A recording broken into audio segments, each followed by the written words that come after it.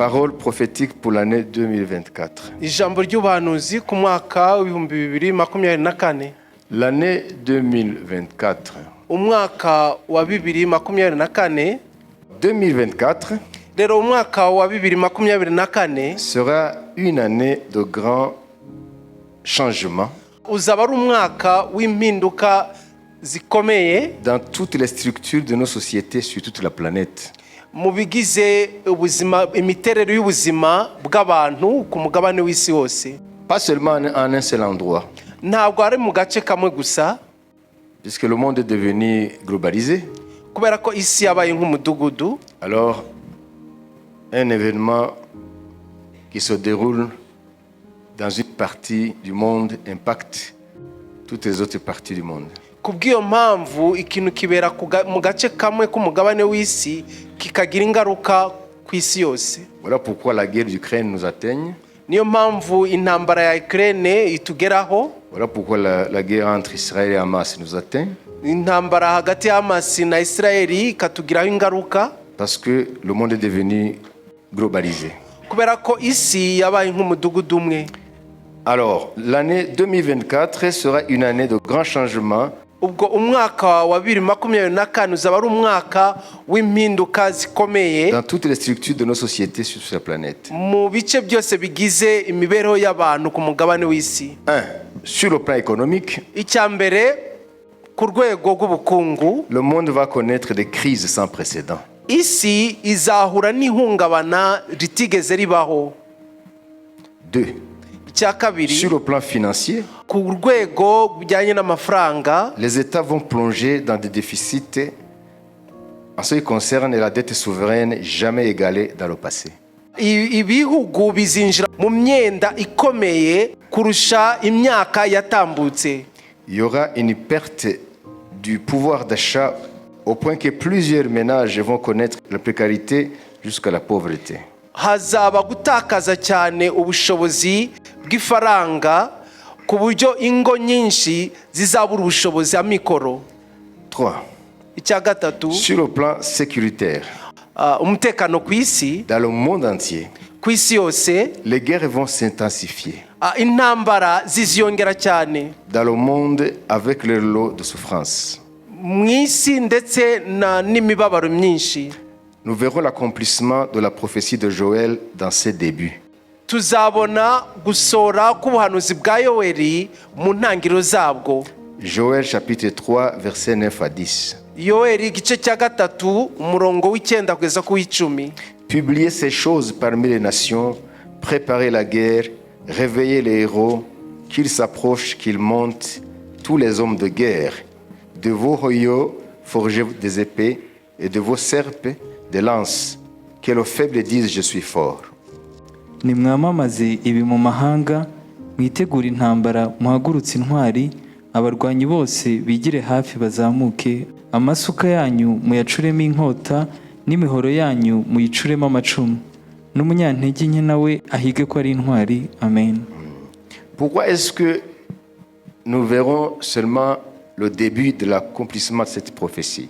Kubera iki tuzabona gusa intangiriro ry'isohora ry'ubuhanuzi? C'est parce que la prophétie s'accomplira pleinement après l'enlèvement de l'Église. Nukubera ko ubu buhanuzi buzasohora mu buryo bwuzuye nyuma y'izamurwa ry'itorero. Mais nous allons voir le début.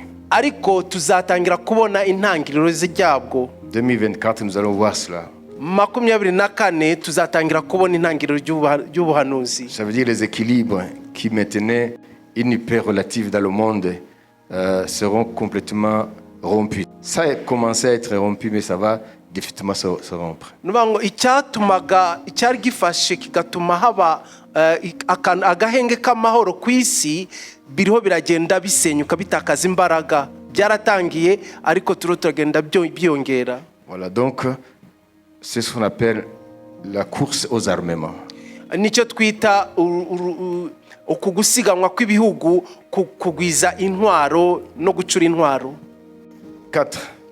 Icya kane, Sur le plan social et sanitaire, ku rwego rw'imibanire n'abantu hagati y'abantu ndetse n'ubuzima, la santé connaîtra de nouveaux défis liés à l'apparition de nouveaux virus. ku rwego rw'ubuzima hazaba ibibazo bikomeye bizaterwa n'amavirisi mashya menshi azaza, et la résistance de ce qui était connu et maîtrisé jusqu'à présent.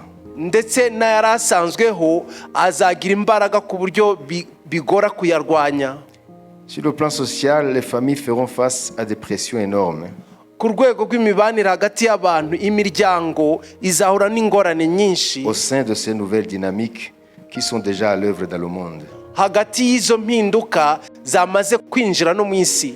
Alors sur le plan spirituel, Ku rwego rwo mu mwuka, on verra une intensification d'activités démoniaques imbaraga, abadayimoni bazagwiza umurava, et l'augmentation de la dégradation morale dans le monde. kandi abantu bazakomeza kwinjira cyane mu gutakaza indangagaciro n'umuco, Zakimundu. indangagaciro za kimuntu n'umuco. La bonne parole du Seigneur sera de plus en plus discréditée. Ijambo ry'umwami rizakomeza, abantu bazakomeza kuritesha agaciro Dans le monde, mu isi, par des hommes méchants et imposteurs, bikorwa n'abagabo b'ibinyoma kandi b'abagome. Ntabwo ari ukuvuga umugabo cyangwa igitsina gabo, iyo tuvuze abagabo cyangwa n'abantu muri rusange. la bonne parole du Seigneur sera de plus en plus discréditée dans le monde. Iri jambo ry'umwami rizagenda risuzugwa cyane mu isi, Liteshwa agaciro. riteshwa agaciro, Par des hommes méchants et imposteurs, bikorwa n'abo bantu b'ibinyoma kandi b'abagome, dont la condamnation est inscrite dans les cieux. abo urubanza rwamaze gucirwaho kuri bo mu ijuru. Le véritable amour se refroidira davantage Urukundo nyakuri ruzarushaho gukonja mu bantu, et fera place à la méchanceté, ahubwo ikizafata umwanya n'ubugome, à l'égoïsme et à l'hypocrisie. kwirebaho n'uburyarya. Les cœurs des hommes deviendront de plus en plus insensibles. Imitima y'abantu izarushaho gukomana cyangwa kubibuye. Nous vivrons réellement dans 2024 ce que le Seigneur a annoncé dans Matthieu 24, 12. Muri 24 tuzaba koko mu buryo bugaragara mu by'umwami yavuze muri Matayo ibice 24. 24, 12. 24 umurongo wa 12. Et parce que l'iniquité se sera accrue, la charité du plus grand nombre se refroidira. maze kuko ubugome buzagwira urukundo rwa benshi ruzakonja. Amen. Voilà, donc nous vivrons le refroidissement de plus en plus fort par rapport à l'amour. Turaba cyane cyane mu bihe aho urukundo rurushaho rugenda rukonja mu bantu. Beaucoup de ceux qui se disent chrétiens nés de nouveau Benshi muri abo bibwira ko ari abakristo bavutse ubwa kabiri vont abandonner leur foi. bazatakaza ukwizera kwabo, Mais ceux qui tiendront bon, ariko abazahagarara bagashishikara, le Seigneur dit, umwami arababwira ngo je leur promets ma présence pour les fortifier. ndabasezeranya ukubaho kwanjye ko nzabakomeza. Il le dit dans Ésaïe 26, 3.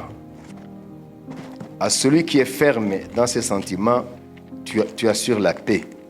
La paix, parce qu'il se confie en toi.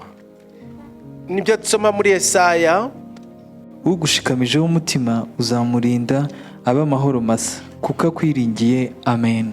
Amen. amen. Donc, c'est uniquement dans le Seigneur Rero ni mu mwami gusa où l'Église va puiser la force de pouvoir traverser ces moments difficiles qui s'annoncent pour l'année 2024.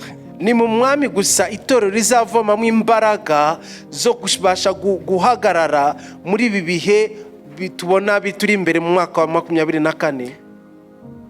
Et il continue à dire dans Ésaïe 40, 30, 31, akomeza akavuga muri Yesaya 40:31, mais ceux qui se confient en l'Éternel renouvellent leur force. ariko abategereza Uwiteka bazasubizwamo intege nshya, Ils prennent le vol comme les aigles. bazatumbagira mu kirere, Ils courent baziruka et ne se lassent point. be kunanirwa, Ils marchent bazagenda et ne se fatiguent point. be gucogora. Amen. amen. Alors écoutez la conclusion. Rero mwumve indunduro, Écoutez bien. mwumve neza. L'année 2024 Umwaka wa 2024 sera une année charnière. uzaba ari umwaka Ça veut dire quoi? umwaka aho ibintu bizahindurira icyerekezo. Bishatse kuvuga iki? Une année charnière, ça veut dire elle sera en jonction entre deux périodes de temps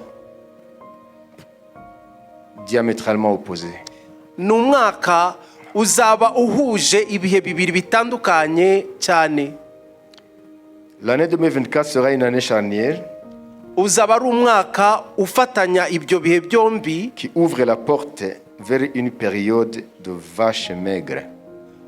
uzaba ukinguye ibihe by'inka inanutse cyangwa. Est-ce que vous vous souvenez du songe du Pharaon?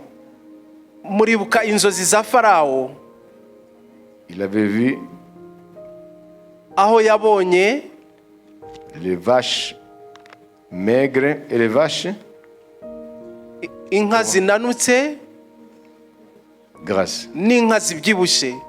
Donc quand on dit vaches maigres, Iyo bavuze rero inka zinanutse, ça vient de la Bible. ni ijambo rituruka muri Bibiliya. Donc ce sont des périodes improductives. Bisobanura ibihe aho hazaba hari mbese ibintu byose C'est bipfuye. le contraire, c'est l'abondance.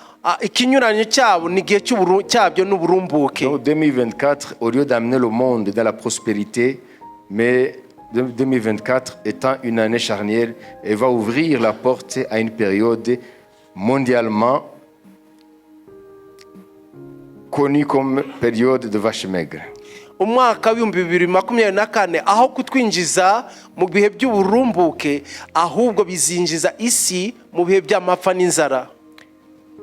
Et ça se comprend parce que l'esprit annonce des bouleversements même dans le domaine économique et financier. Kandi ni ibintu byumvikana kuko umwuka wera aravuga ko hazaba impinduka cyane mu buryo bw'ubukungu cyangwa bwa mikoro y'abantu.